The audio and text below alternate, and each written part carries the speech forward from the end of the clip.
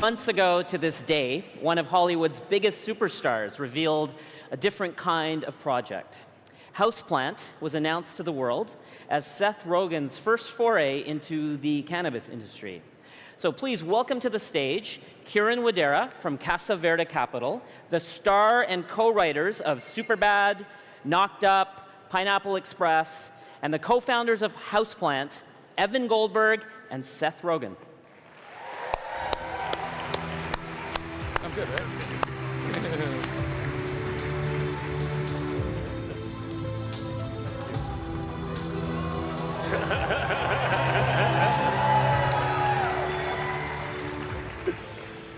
Hello. Hi.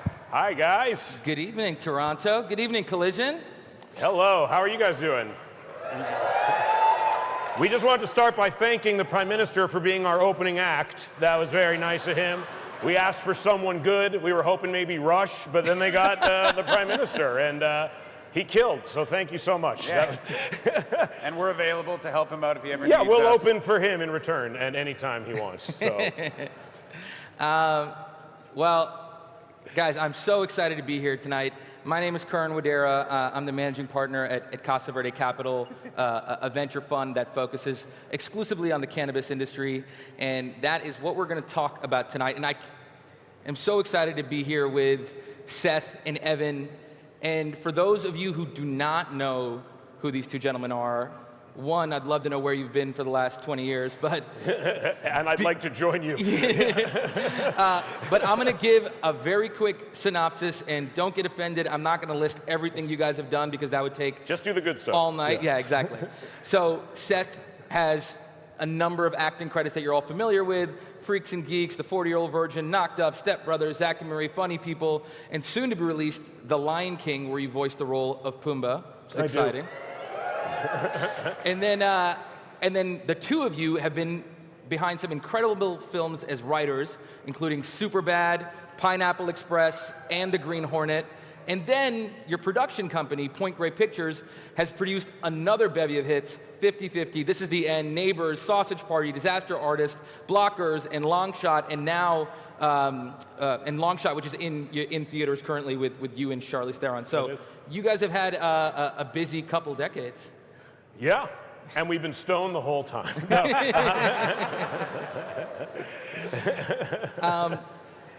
So.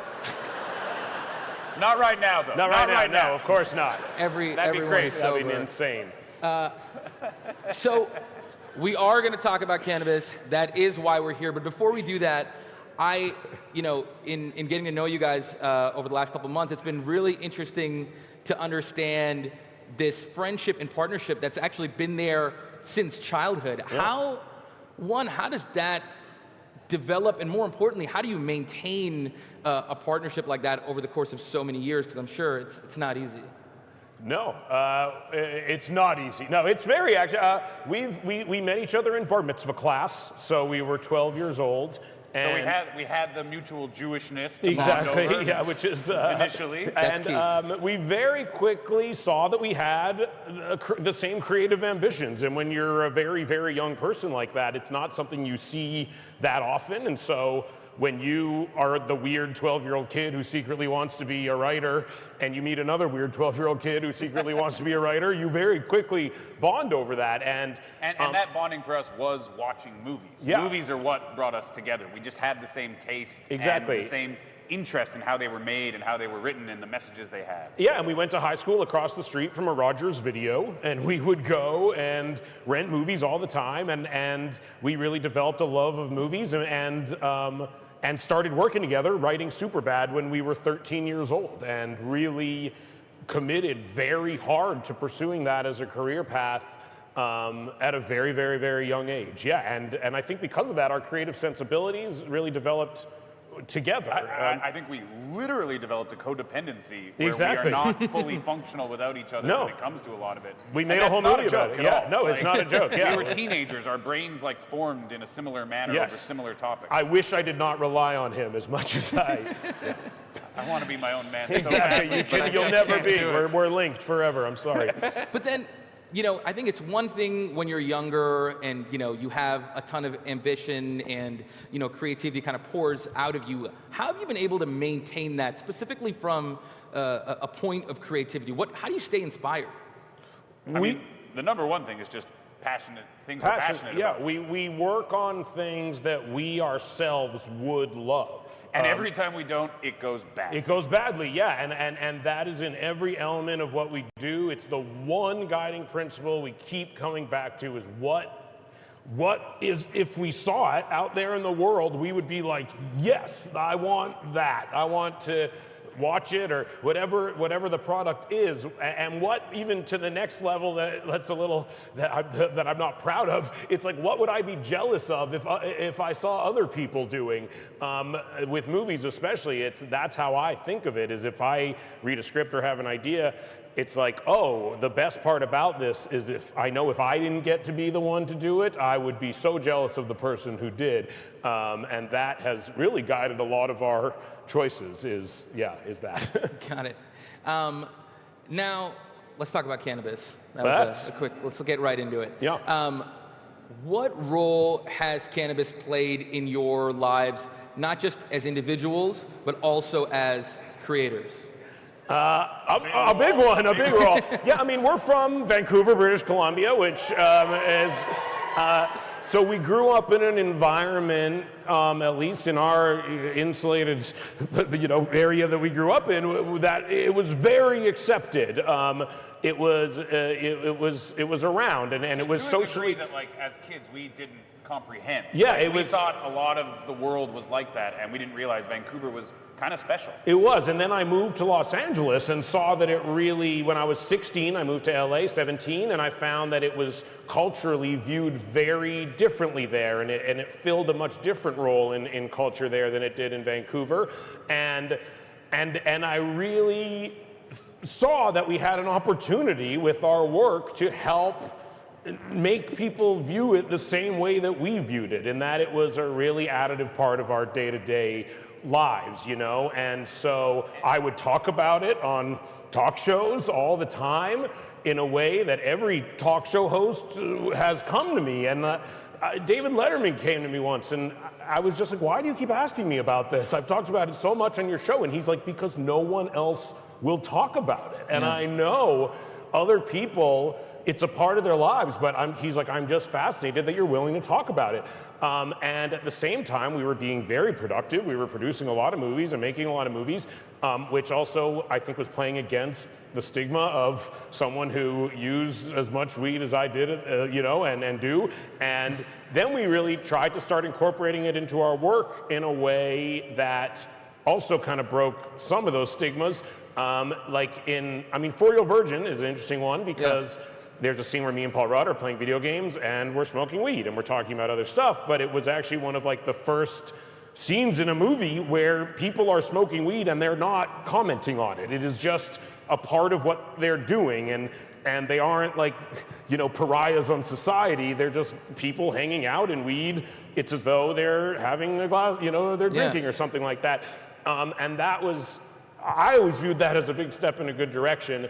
And then, the meantime, we were writing Pineapple Express, basically. Yeah, Pineapple Express was the moment where we realized how many people love cannabis and enjoy it, and it makes a difference to their lives, and they feel like it's a normal part of their lives. And it was the first film that was like a giant financial win for a studio that was about cannabis. They were always small, weird movies for stoners, about stoners. Yeah. And this was just, it put it in a different lens that I think cinema never had. It was a real movie with a real budget, and it was a comedy, but it didn't treat it like a joke. No, and it had a story, and it was like a very thoughtful, analysis of the dynamic between a drug dealer and someone that they sell drugs to, and it's to this day by far the movie that the most people come up to both of us telling us they like, and I think it's because it really appealed to all these people who were forced to secretly love weed and not themselves be able to talk about it or not have it be a part of the culture that they were ingesting and that other people were ingesting in a way that they truly related to. So I think we saw that it was weirdly cathartic for a lot of people to see this big piece of pop culture that was accepted in mainstream pop culture that was all about cannabis, you know, and the relationship between people who use it in different ways, you know. And now, There you thank go. you. Yeah. Thank you, Prime Minister Trudeau. And so has the challenge gotten a lot easier now, the ability to do it? Because you're right. I mean, I don't think many people knew that about 40-Year-Old Virgin.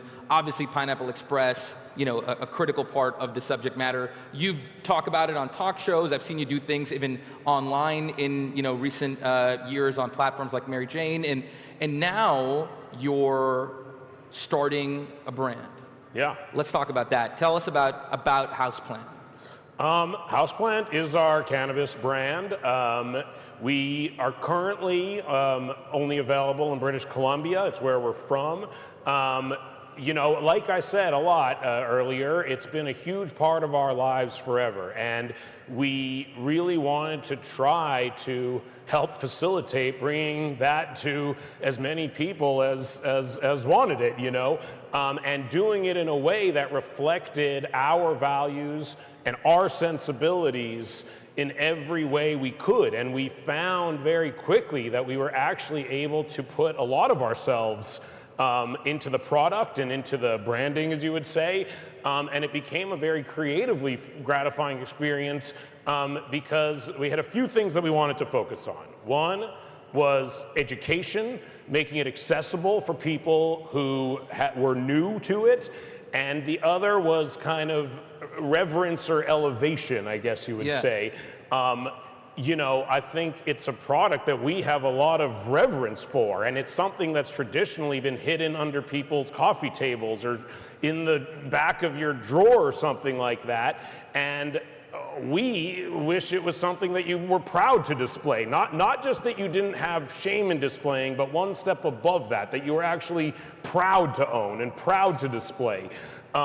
It's like not even normalization, but elevation, right. I think, is something that we were interested in and are interested in because it's not just a normal thing to me. It's better than that, you know? Yeah. So those were really the things we talked the most about, is education, design, and how to marry those things, which we, I think, did in a very simple yet effective way, which is something we're very proud of with the product and the brand. Yeah. Yeah, and it's something we've been working on for years and years. Yeah, talk to us about that, because I don't think people understand how long it takes to build a brand in general, but when you're talking about cannabis, when you're talking about Canada, where you guys are from, and decided to launch, what was that process like, and what have the challenges been? It was long. It was a long process. The first process was defining the brand and the company in a way that we were proud of and did these things that we liked.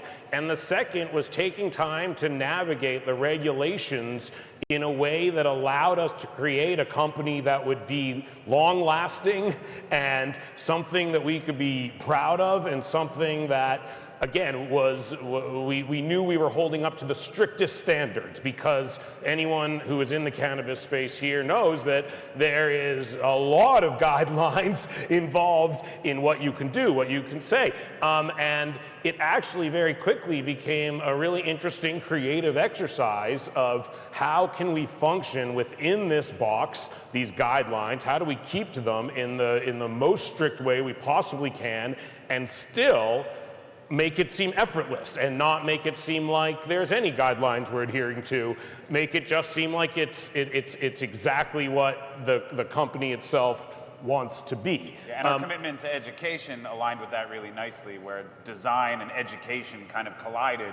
Even within all these regulations, we managed to create a design that lends itself to informing the customers what they're getting and how it's to be used. Exactly, so just giving each strain its own simple color palette, and then within that giving each color palette a logo that has lines that correspond to kind of the desired effects of each strain. You know, I think those simple things really lent themselves to a design that we think is very beautiful and something we would be proud to display, and also is starting to educate people on the different types of cannabis. Because a lot of people think that they had a bad experience with cannabis because of the cannabis, but a lot of the time it's you're not using it right, you're not using it in the right manner, exactly, in the right location. And so we started making educational videos, and that was another thing that... Yeah, I mean, if people haven't seen the Houseplant Instagram, it's pretty incredible, and it's, you know, we in our seat see brands and pitches all the time. I don't think we've ever seen something, you know, so thoughtful in these certain manners, and can certainly attest to the elevation of that. Talk also about the you know, how you've been able to marry sort of music into that as well, because I know that's a big part of it as well.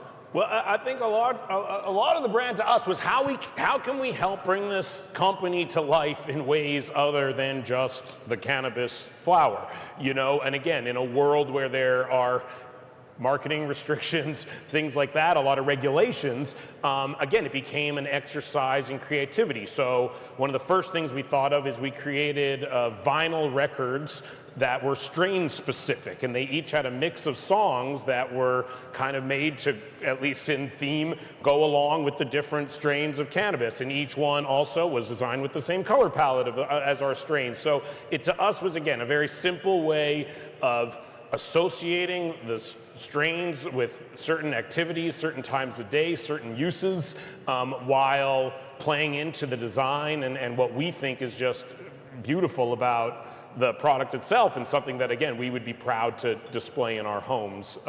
So it's a lot of boxes to tick, but I think we found a way to do it that we ourselves were proud of, yeah.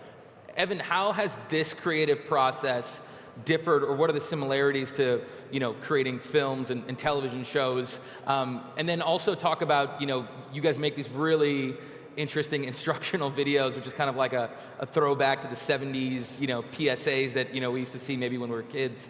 What's that process been like? I mean, this is extremely different than our other industry that we tend to work in, but a lot of similar things apply, design and communication to audience and all that.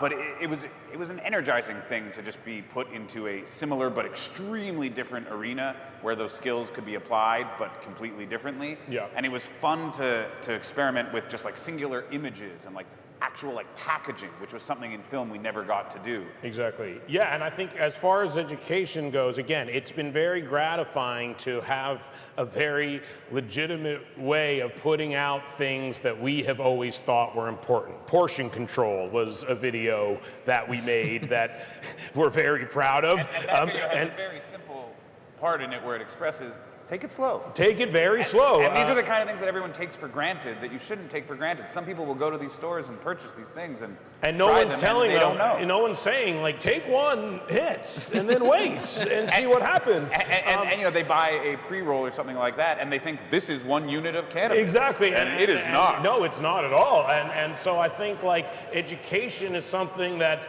in order to create customers that trust us more and a brand that we are proud of and, again, is trusted, we're trying to not just hopefully have a good product that is pretty, but to let people understand how to use it in a way that is the most conducive to their enjoyment.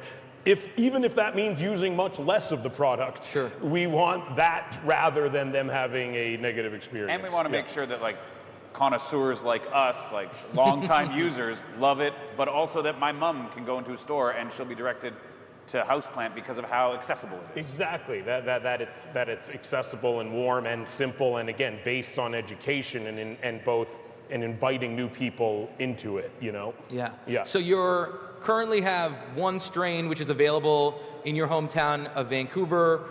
When will it be in the rest of Canada? When is Houseplant coming to the US? It's available in all of British Columbia right now. Yeah. Okay. So online and at retailers. Yeah, we have a meeting with OCS tomorrow, so we plan on hopefully. Hopefully. We would like. We're announcing that we would soon be liking to announce that we are available in Ontario. But we're taking it slow because we never want to run out of our product. We want to make sure that we're ready for wherever we're going. But we are building inventory for Ontario right now, and our plan is to come to Ontario next after British Columbia, and we are excited to do that, very much so, yeah. And then what about your friends down south in the U.S.? When can we expect Houseplant in stores there? It touches actually on something that also is happening here in Canada right now in America.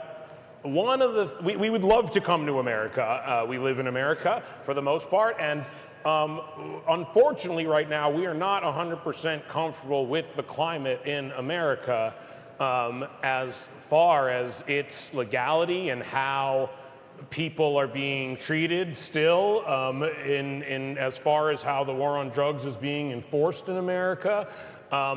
But rather than just sit around and hope that it gets better, we are going to take a very active role in creating a climate in America that we feel comfortable being available in. And so we're starting to work with a lot of organizations in America, again, to deal with people with records and employment and trying to fix the wrongs that have happened during the war on drugs. And it's a very similar thing here in Canada. I think a lot of progress has been made, obviously, and a lot of headway has been made, but there is still not enough being done in our eyes. To be specific, there's a bill, C-93, that is going up to be voted on that we feel needs to be amended. Right now it calls for the pardons for people with minor offenses and possession, and we think that it should call for the deletion of records for people with nonviolent and minor offenses. So if there's any politicians that happen to be here tonight, maybe that would be something to work on, is amending that bill and passing that bill. If there's MPs. And non-politicians, you can reach out to your MPs. Yeah, reach out to your MP and bring it up because, again, there's a lot of people who are still, being very negatively impacted by a war on drugs that has ended, and there are people who are now doing things 100% legally that are that people's lives are being very negatively affected by, even though what they did is no longer a crime. And we think that we take that very seriously. We care about it very deeply, and it's ingrained in what Houseplant is, I think, from the ground up. Yeah, that's great. Great.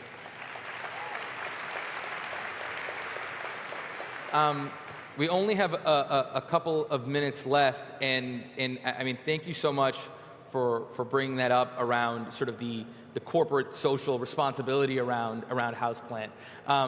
Do you think, again, we sit at an interesting seat and we get to see a lot of interesting people benefiting off of the growth of this industry, and obviously it's negatively impacted so many. What more can even brands and cannabis companies in the US be doing, and what should we be, how can we sort of join this with you on that end and sort of ensure that it's an inclusive industry for everyone? I think specifically trying to hire people who have been unfairly targeted by this war on drugs. It generally targets marginalized groups at a exponential rate. Even though every group of people uses cannabis the same amount, if you're a minority, you're like several times more likely to be arrested for having it. And in America especially, it can be outrageously detrimental to your life. So I think the thing that everyone can start to do is hire people who would be deemed unhireable because of these offenses, and to walk the walk and not just talk the talk. And that's something that in Canada we can all do as well. Until their records are deleted, we can make the fact that they haven't yet been deleted meaningless by ignoring the fact that they have these things on their records and hiring them anyway. And again, I think that's something that can be impactful today, not as a hypothetical hope in the future. Yeah. How's it going, man? Well, I think that's a great place to end. Thank you guys so much for what you've done as fans and also for the cannabis industry. And we're looking forward to we can have Houseplant more widely available soon. So are we. Thank you for having us. Yeah. Thank you so much. Ooh-ah.